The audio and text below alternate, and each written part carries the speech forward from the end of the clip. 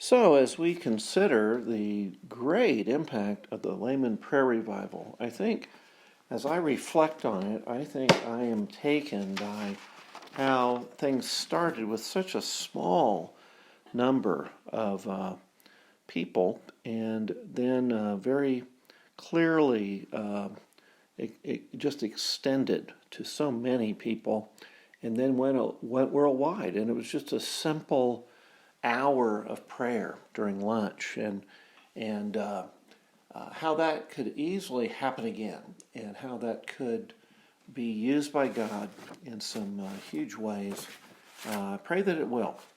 So we see a very encouraging revival. Well, let's take a look now and go into one of the perfectionistic religious communities. These went part and parcel with the national era of the United States. There was a very clear turning, thinking that America was the cutting edge of industry and economics, and we were becoming a nation that was going to go from sea to shining sea, and there was a real upbeat thing, but there was also an upbeat Christian faith in a lot of ways, but there was also at the same time a counterfeit that was arising, and you had these counterfeit groups, these utopian ideas. Utopia, of course, is a perfect environment, and you had utopian and even experimental societies that were coming in the early 1830s, 1840s. Charles Dickens, Alexis de Tocqueville both commented and wrote at this time, and they commented much upon the spread of religion in America. And why we wonder today, why would people give up this free enterprise system and this real progressive burgeoning economy and move into an experimental society? And so this is something that we have to understand, that this era of experimentation, this was one of optimism. It was a millennial hope, believing that Jesus was going to come again. This was not a negative paranoia in religion. This was a real positive, the opportunistic, optimistic view. So the Shakers are the first group that we want to just comment briefly on. The Shakers were founded by Mother Ann Lee, and these were, let me write this down, Mother Ann Lee, and who felt at the time that she was the incarnation of Christ. And she stressed celibacy. She stressed abstinence from sexual relations. In 1774, she migrated to America. In 1787, she established communities in New Lebanon. And in 1794, there were over 12 communes. So these were the Shakers. Each was independent. So this was a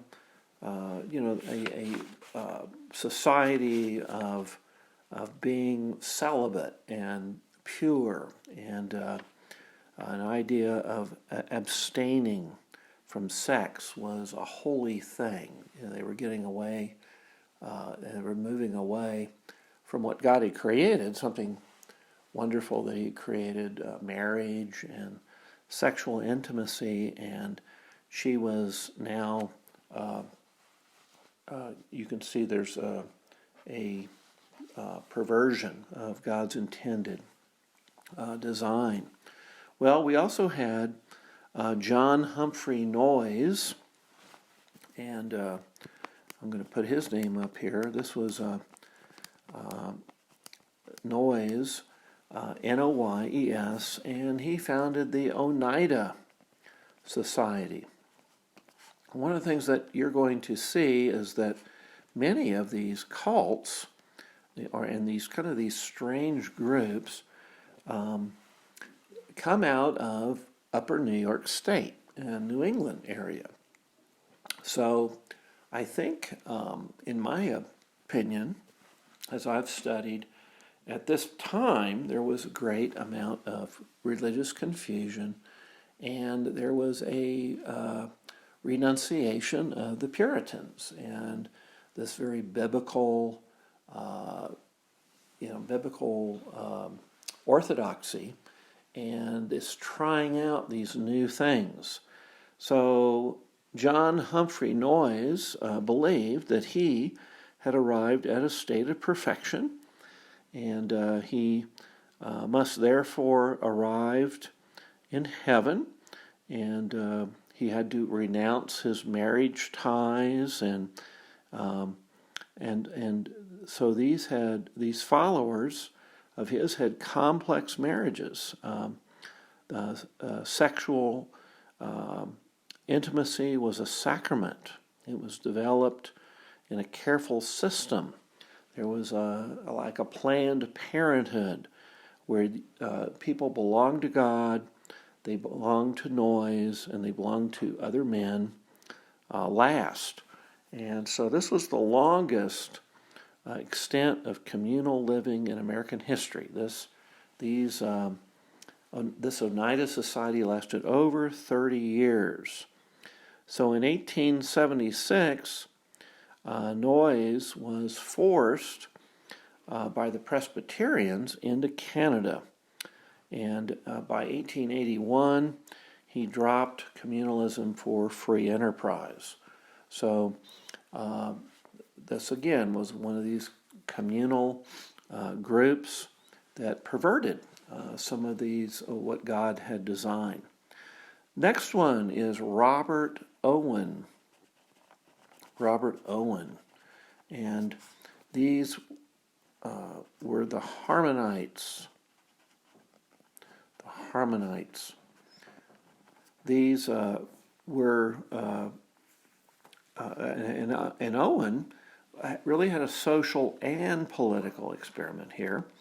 So this is now moving over into the area of politics. He was an English industrialist, and he introduced a new society, and he called it New Harmony. That's the one you'll see most in textbooks, most mentions of New Harmony. And this New Harmony was in Indiana, and it was really an experiment where it was a socialist experiment, so kind of a socialism and an owning of the whole property was owned by the whole group. So this is reaching into what we would probably think of as hippies, and so but this was the New Harmony, Indiana. And then they united with a group called the Rappites. And the Rappites, they advanced a political system. And then there were the Fournierites with Charles Fournier. Let me put his name down. Charles Fournier. And Charles Fournier established a political society. He felt that the world would have phalanxes of 1,700 people, and in a period of peace, and there would be a period of peace of 35,000 years. Okay, so he needed 2.9 million of these phalanxes, of these groups of 1,700 people, And so he was into forming these communities. And so you just make a note here, there's 1,700 people in a phalanx, and he needed to make this impact, this vision, he needed 2.9 million of these phalanxes. And he believed there would be this period of peace for 35,000 years.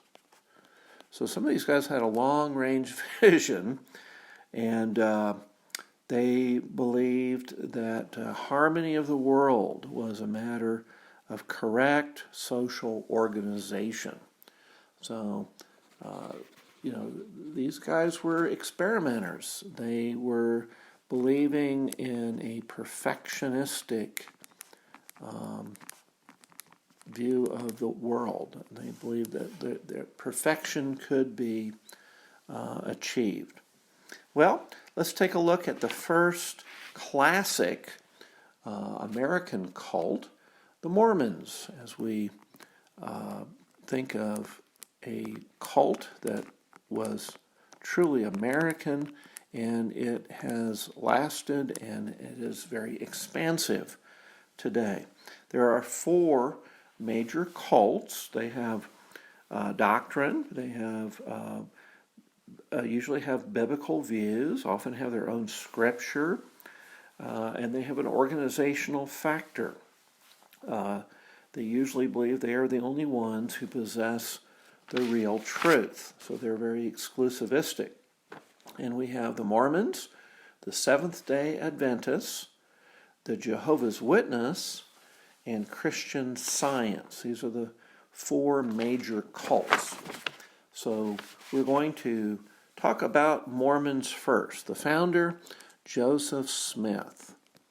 And Joseph Smith,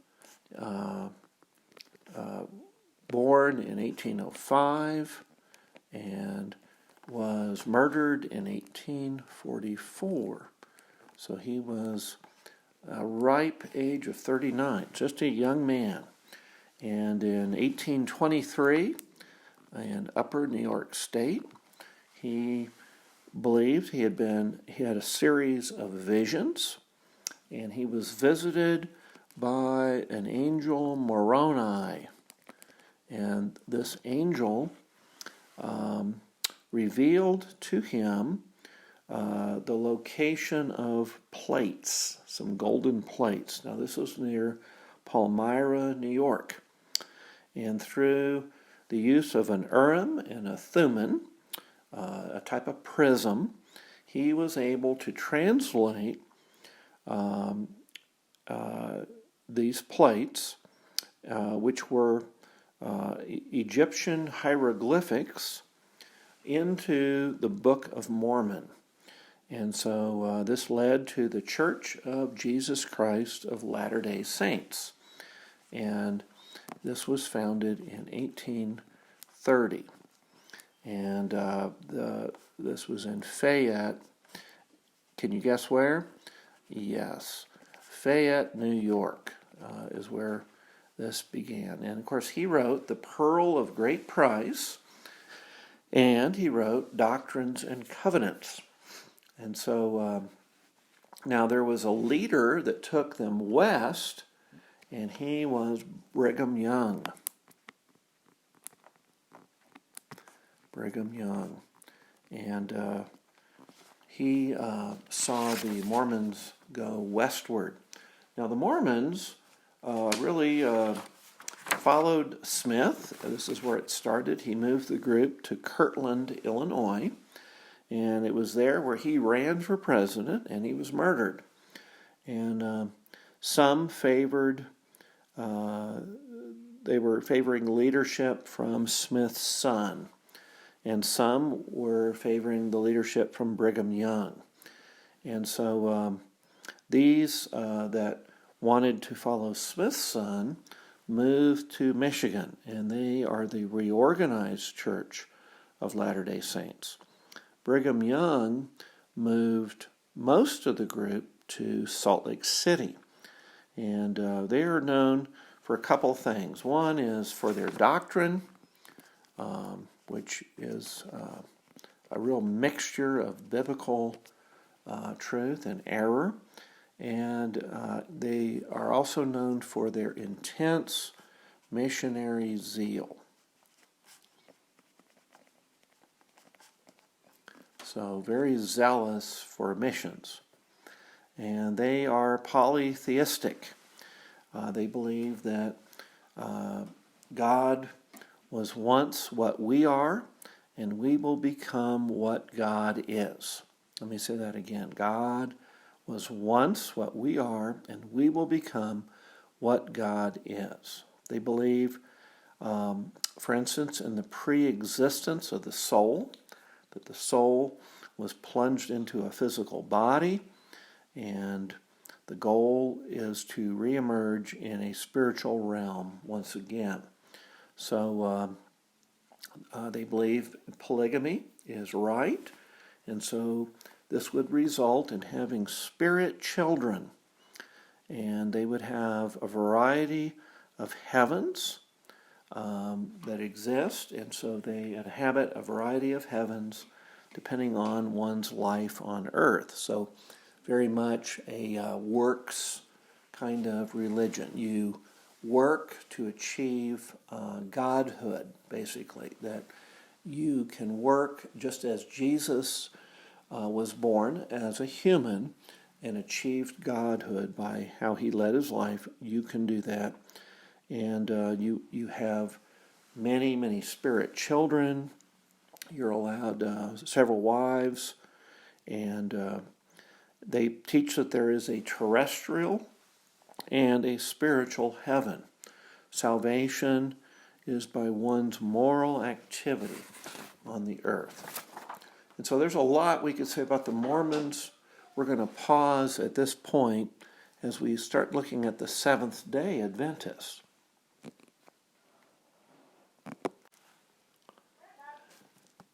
I think it's best we're getting, in this particular part, to just say a couple things about the Seventh-day Adventists, and then move on to our next part. But they really have two beginnings. There's the Miller Adventist movement in the 1830s, which we've talked about just briefly. He believed that there was going to be a coming of Christ, and then it had a second beginning after the Great Delusion, which was Miller's delusion of 1844. So I think what we'll do is we'll move over to our next our tape after we say just a couple things about Miller. Miller was a convert from deism. So Miller started this. He was deeply interested in prophecy. And he, in the 1830s, came to the conviction that the Lord would come in 1843. And he reset that date in 1844, and this was known as the Great Delusion. At this point, he told them that he was mistaken and that they should go back to their churches, that they could just go back and leave his movement. But many of these followers were totally shaken and felt they couldn't go back. And one was a woman by the name of Ellen White, who then had several visions. And so we're going to pick that up in our next tape with Ellen White. Thank you.